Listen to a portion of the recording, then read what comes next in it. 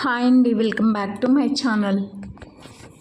ఇవాల్టి వీడియోలో చామదుంపల ఫ్రై ఎలా తయారు చేసుకోవాలో చూద్దాం. ఈ చామదుంపల ఫ్రై చాలా టేస్టీగా ఉంటుందండి. చామదుంపల జిగురు అనుకునే వాళ్ళు, తినని వాళ్ళు కూడా ఇలా ఫ్రై చేసి పెడితే చాలా చక్కగా ఎంజాయ్ చేస్తూ మరీ తింటారు.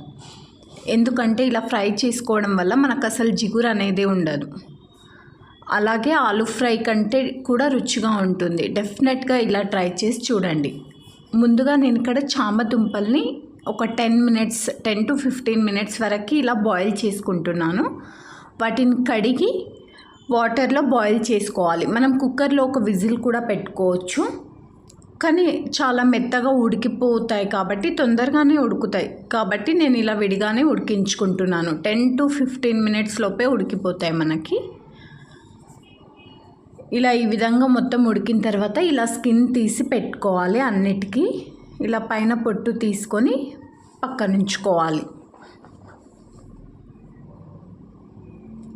ఇలా అన్ని పొట్టు తీసుకొని మనం ఈ విధంగా వీలైన మీకు ఏ సైజ్ ముక్కలు కావాలో అలా కట్ చేసుకోవాలి.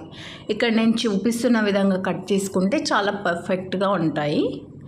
డీప్ ఫ్రై చేసుకునే వాళ్ళు ఇంకొంచెం పెద్ద ముక్కలుగా కూడా చేసుకోవచ్చు. మనం ఇక్కడ నార్మల్గా ఫ్రై చేసుకుంటున్నాం కాబట్టి ఈ సైజ్ ముక్కలు అయితే పర్ఫెక్ట్గా సరిపోతాయి. అలాగే నేను ఇక్కడ ఒక బిగ్ సైజ్ ఆనియన్ని కూడా కట్ చేసి పెట్టుకున్నాను.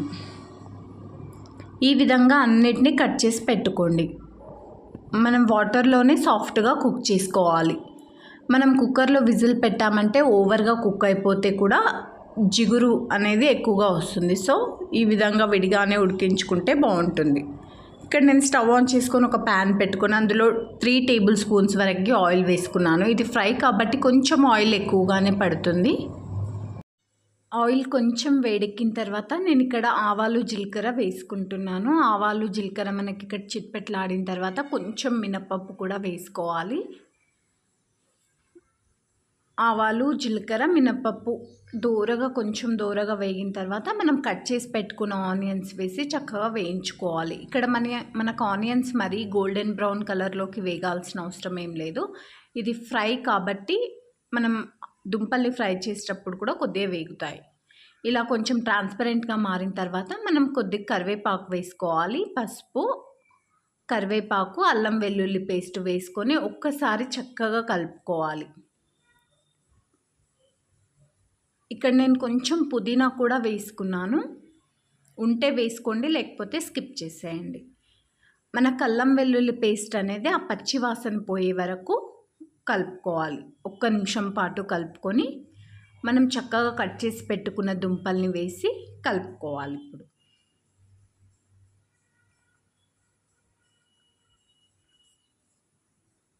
ఇలా మొత్తం కలిసేటట్టు ఒక్కసారి కలుపుకోవాలి. ఇలా ఫ్రై చేసేటప్పుడు మనం కొంచెం వెడల్పాటి గిన్నె తీసుకుంటే కుక్ చేయడానికి మనకు చాలా ఈజీగా ఉంటుంది. ఫ్రై కదా, కొంచెం లైట్గా క్రిస్పీగా కూడా వస్తుంది కొంచెం ఓపెన్గా కుక్ చేయడం వల్ల. ఈ చామదుంప ఫ్రైకి మాత్రం మనం మూత పెట్టి కుక్ చేయకూడదు, ఇలా ఓపెన్గానే కుక్ చేసుకోవాలి. ఈ విధంగా మొత్తం ఒక 2 మినిట్స్ పాటు ఆయిల్లో కలిసేటట్టు కలుపుకున్న తర్వాత ఇక్కడ నేను 1 స్పూన్ వరకు సాల్ట్ వేసుకుంటున్నాను. సాల్ట్ వేసి మళ్ళీ ఒకసారి మొత్తం కలిసేటట్టు కలుపుకోండి. అలాగే నేను ఇక్కడ కారం తగినంత తీసుకుంటున్నాను. నేను ఇక్కడ 2 టీ స్పూన్స్ వరకు తీసుకున్నాను. మీ కారం తినేటట్టు మీరు తీసుకోండి. ఈ విధంగా మొత్తం కలిసేటట్టు ఒక్కసారి కలుపుకోండి. ఇలా ఒక 2 to 3 మినిట్స్ పాటు కలుపుతూ ఓపెన్గానే వేయించుకోండి. 3 మినిట్స్ వేగిన తర్వాత ఒక్కసారి కలుపుకొని మనం ఇక్కడ ధనియా పొడి వేసుకోవాలి. ఇప్పుడు నేను ఇక్కడ 1/2 టీ స్పూన్ వరకు ధనియా పొడి వేసుకుంటున్నాను. తర్వాత మనం జీలకర్ర మెంతులు 2 కలిపి చేసిన పొడి ఉంటే వేసుకోండి. నేను ఇక్కడ లైట్గా కొంచెం చేతిలో తీసుకొని మొత్తం కలిసేటట్టు ఇలా స్ప్రింకిల్ చేసుకుంటున్నాను. ఇది ఫ్రై కాబట్టి ఇలా లైట్గా స్ప్రింకిల్ చేసుకుంటేనే అన్ని వైపులా కలుస్తుంది. మళ్ళీ ఒక్కసారి మొత్తం కలిసేటట్టు ఇలా చక్కగా కలుపుకోండి.